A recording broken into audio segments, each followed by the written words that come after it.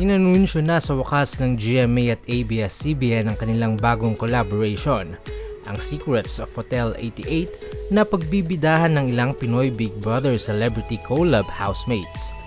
Matapos ang naganap na The Big Collab concert noong Agosto, ay muling magsasama-sama ang ilang housemates na produkto ng PBB Collab para sa isang family murder mystery series na tatalakay sa pag-ibig at pagkakaibigan.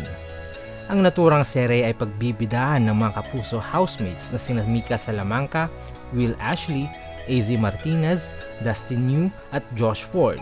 Sasamahan sila ng mga kapamilya housemates na sina Brent Manalo, River Joseph, Ralph De Leon, Esnir, Bianca De Vera, Cyrel Manabat, Kira Ballinger at Clarice De Guzman. Sa kanilang interview sa 24 Oras ay binahagi ni Dustin na sumailalim ang buong cast sa workshop bilang paghahanda para sa kanilang bagong TV series.